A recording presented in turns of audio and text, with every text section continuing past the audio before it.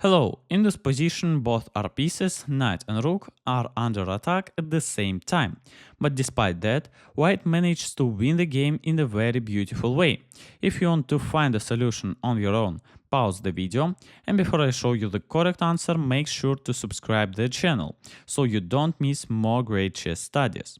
Alright, let's move to the solution. Our rook and knight are both hanging.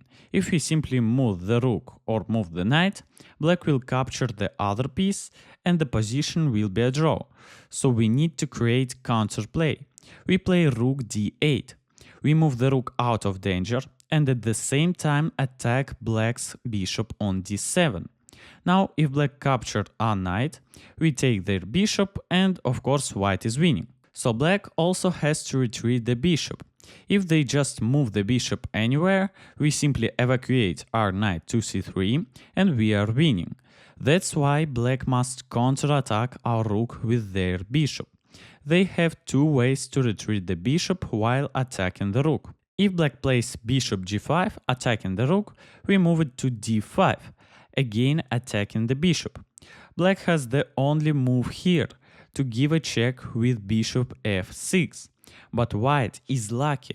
We can block this check with our knight and at the same time we move it out of danger. Therefore, white wins. Since bishop g5 doesn't work, it's logical that black's only real attempt is to play bishop a5, again attacking the rook. Now it seems like we can't attack the bishop immediately, our two pieces are still hanging and the position looks very difficult, but white has another resource. We play rook d5. The idea is that now the knight is poisoned. If black captures the knight, the rook will have an open line and will take black's bishop. But if we look closely, after rook d5, black actually has no other moves, except capturing the bishop. If they play anything else, we simply move the knight away and keep our extra piece. So black decides to take the knight on a4, allowing our rook to take the bishop on a5. But now black pushes b5 and the rook becomes trapped. Black's pawns surround it and don't allow it to escape. They also plan to bring their king to b6 and capture our rook. Now it even looks like black might be playing for a win. That's how quickly the position changes. White cannot free the rook right now, so we play king c3, bringing our king closer. What can black do? They have a good waiting move, king b7, and they also have a bad move, king b6. Why is king b6 a mistake? Because then we play king b4, defending the rook and blocking black's pawns. Black has nothing to do except move the king again.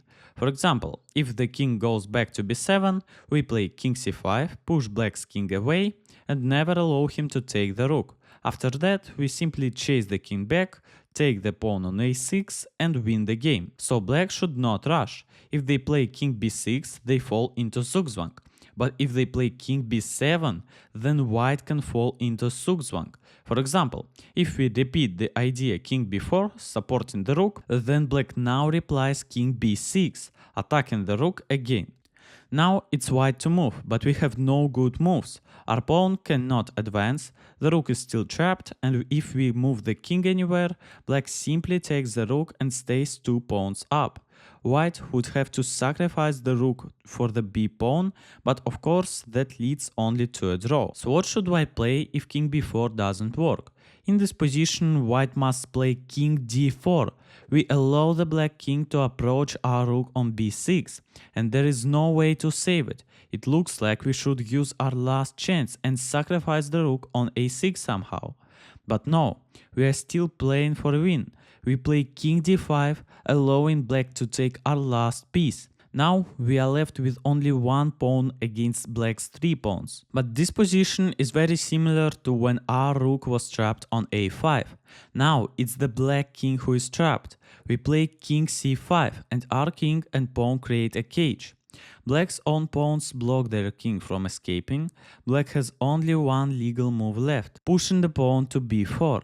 And now we finish the game with a beautiful checkmate by capturing the pawn on b4. I hope you enjoyed this study. If you did, leave a like and subscribe to the channel. See you in the next videos.